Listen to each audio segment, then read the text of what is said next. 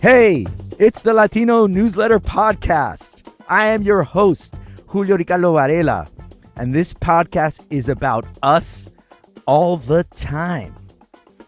So this is episode 2 of our first season as we cover the 2024 election cycle through a clear Latino lens.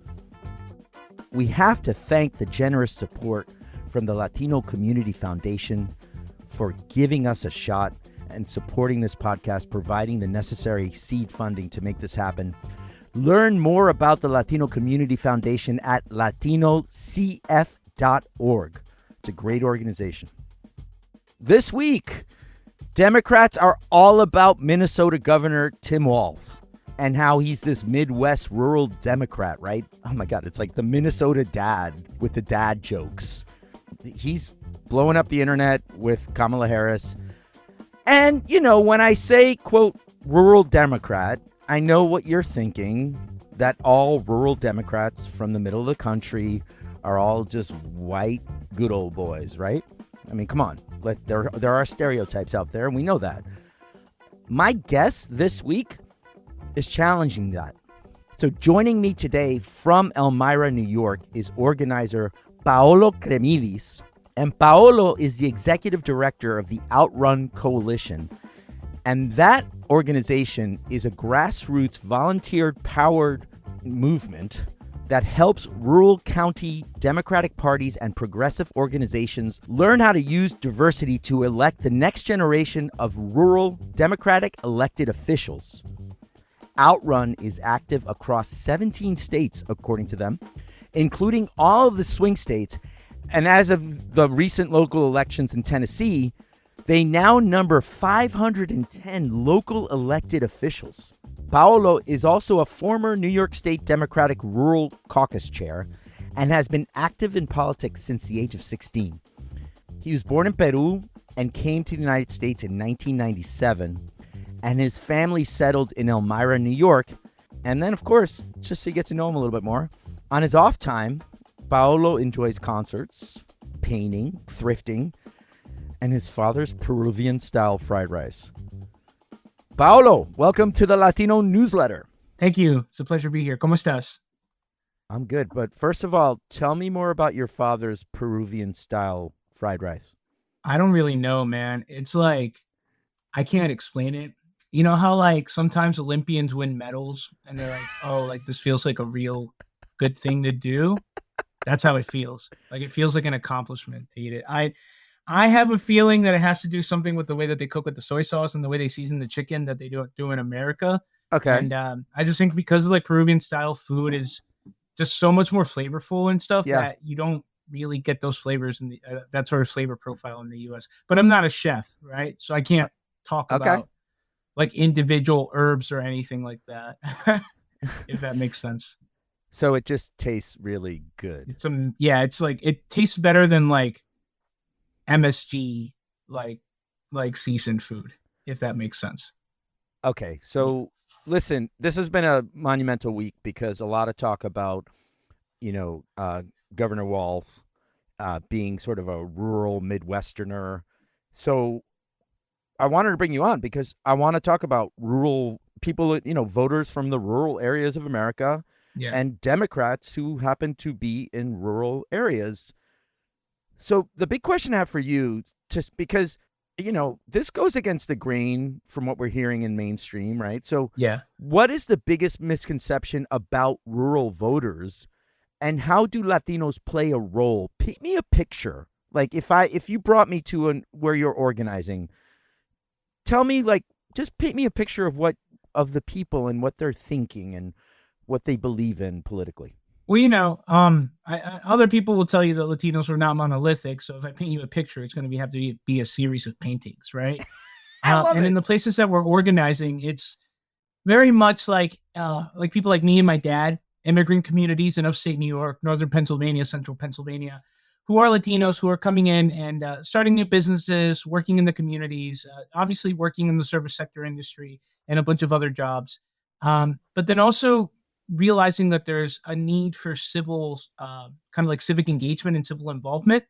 And that's the step that we're seeing in these communities where, you are Yeah. having like a younger, newer generation of Latinos, like the second generation after the parents came, running for office, getting involved in Democratic Party leadership, Yeah. making sure that they can, you know, show their identity as a part of rural America in a way that was said to not be in the past, right?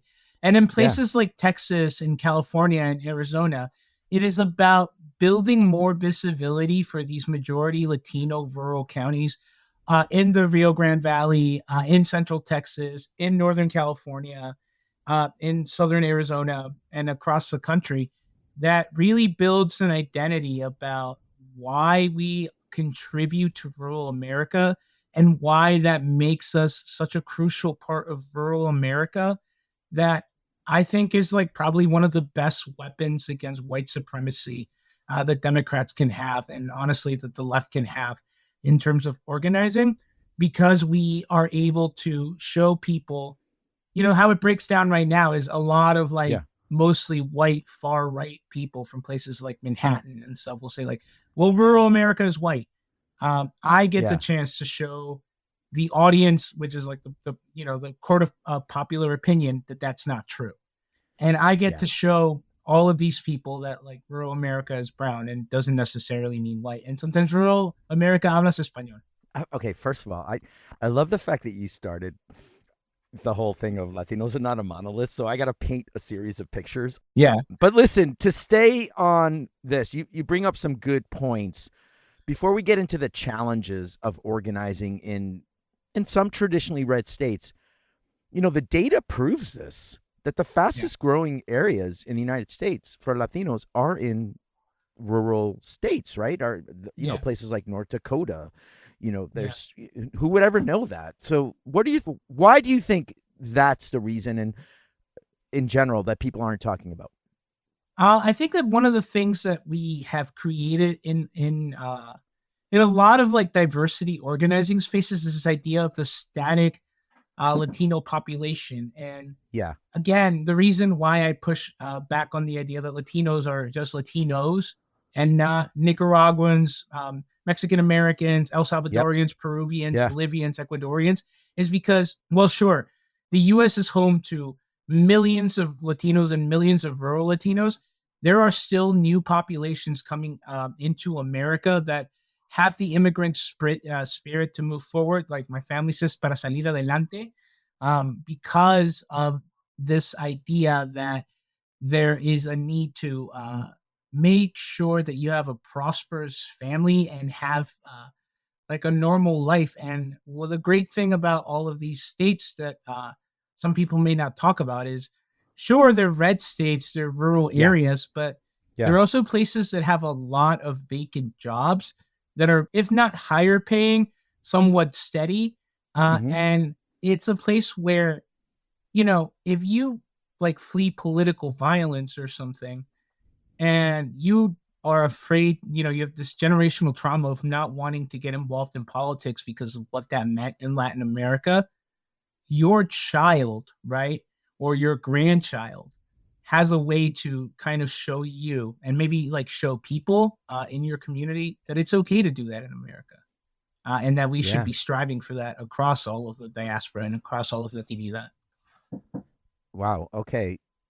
I'm so glad I brought you on. I mean, so let's talk about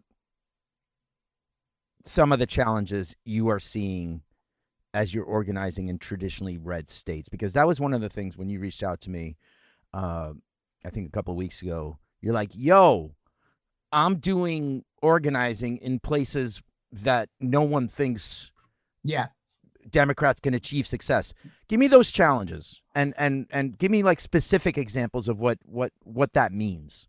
So for me and the work that we do across the country is mobilizing in places like the Hudson Valley of upstate New York, right? Which is considered traditionally like a white community. A lot of white residents from New York City fled New York City into the Hudson Valley and is seen as conservative. But there's large populations of Latinos and folks who have run for office, to the point that places like Newburgh, Pennsylvania now have majority Latino city councils. Folks like my good friend Giancarlo Yaverias, who literally was told that they had to cut their hair to be able to run for office, because it wasn't quote unquote professional. One to be the first what have you of their county, right? The first Latino county legislator in that whole county in the history of their 200-year-old ass county legislature, right?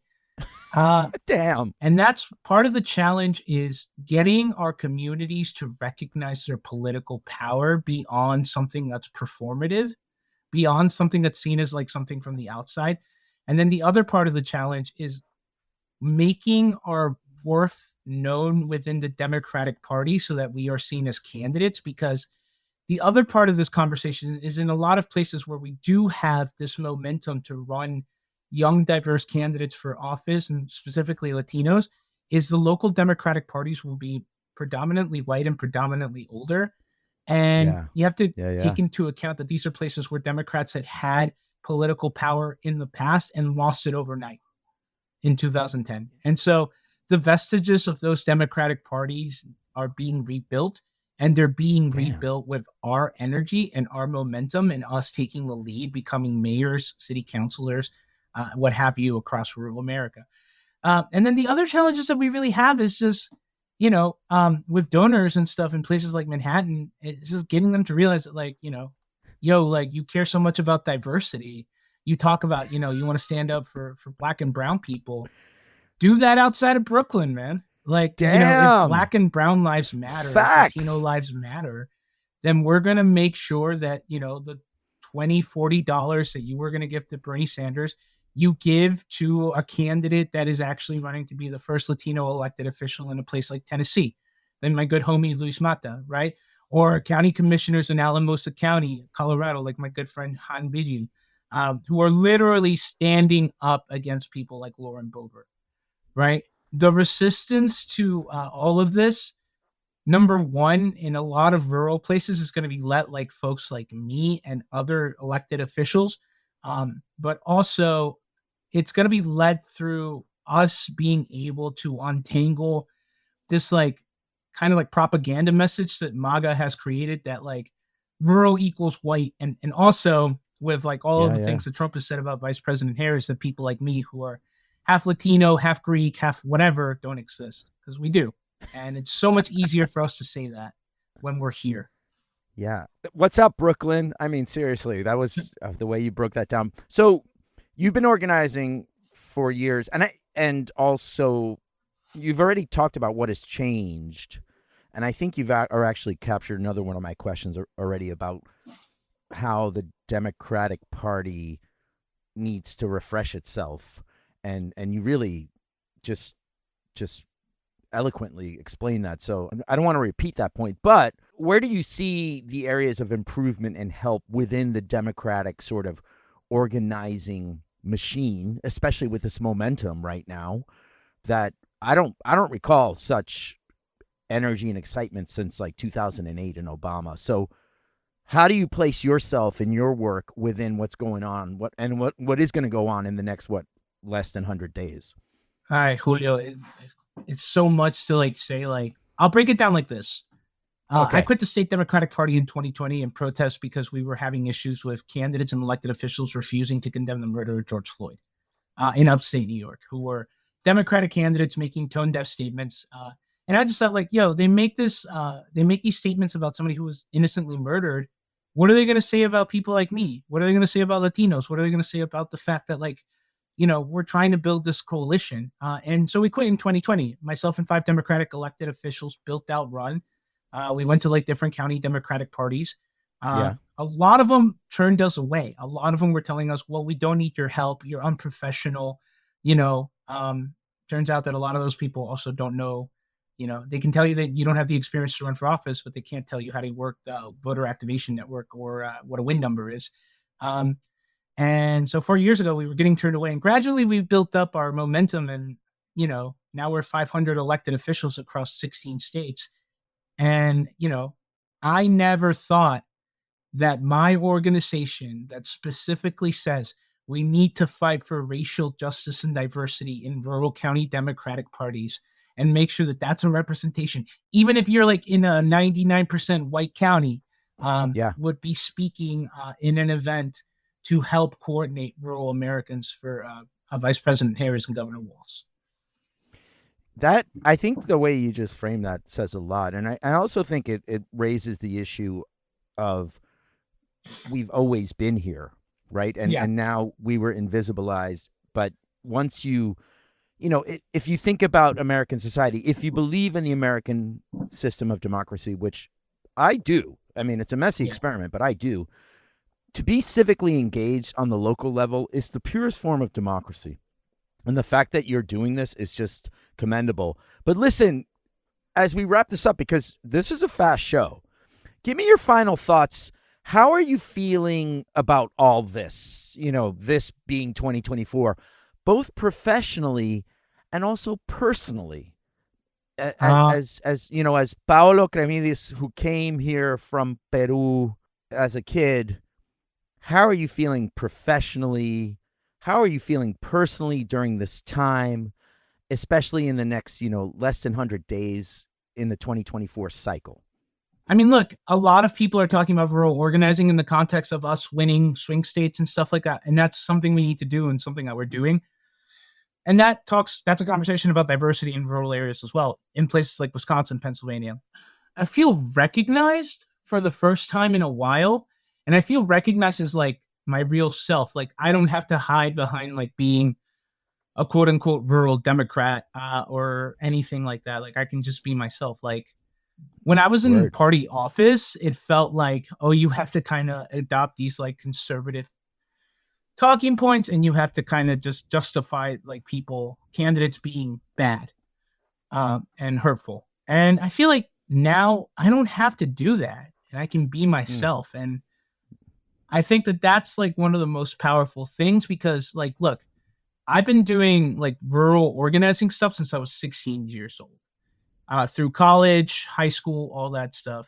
I didn't realize I was doing rural organizing, but also nobody told me until I told myself, it's okay to talk about being a Latino in a place that like doesn't have a lot of Latinos involved in it, and in an industry that doesn't talk about diversity.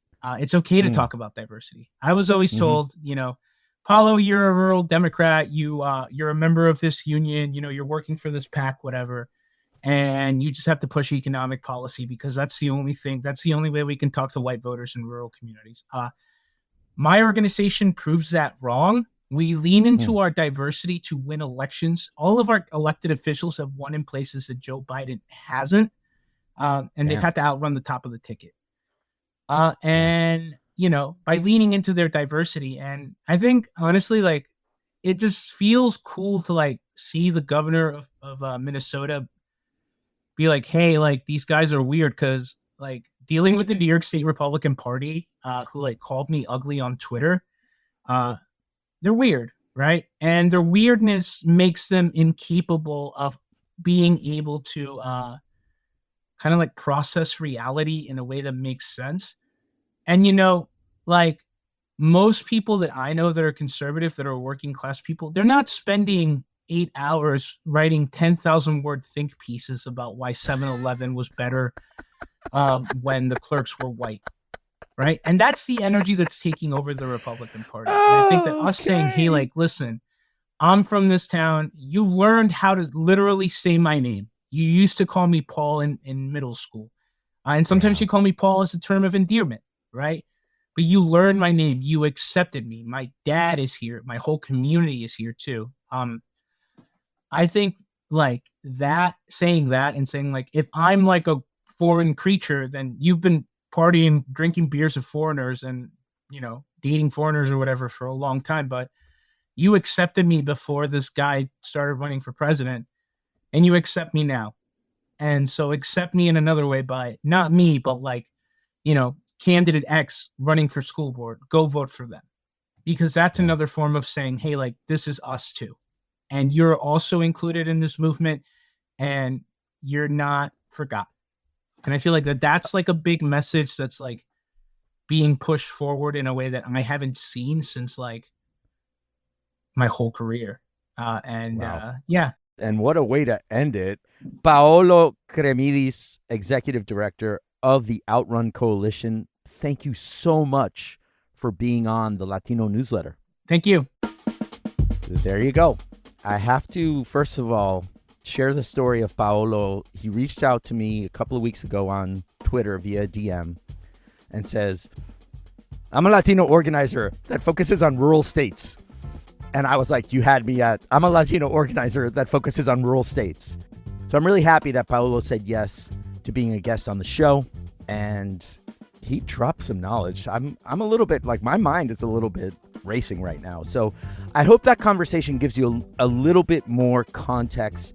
And I hate to say this word, but I say it all the time, nuance about democratic organizations and how to organize new voters in the 21st century, especially during this election cycle. The Latino Newsletter is produced and edited by me, Julio Ricardo Varela, and fellow Boricua, Joaquin Cotler. Mixing and sound design by Joaquin Cotler. And the music you hear is by Cast the Characters via Soundstripe.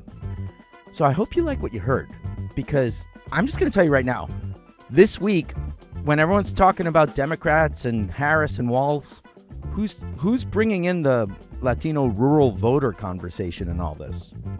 Right here, the Latino Newsletter. So share this podcast and rate us wherever you get your podcasts. You can also subscribe and follow on Spotify, Apple Podcasts, Audible, iHeartRadio, other platforms. Just search us.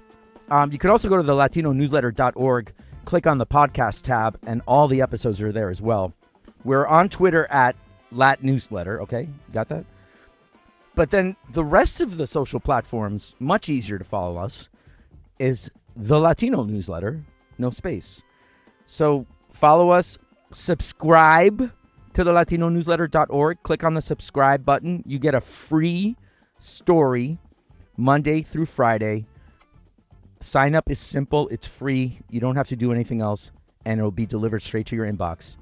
And if you really, really want to connect with me, you can send me an email to julio@thelatinonewsletter.org. We will be back next week with another guest and another conversation. Peace out, y'all.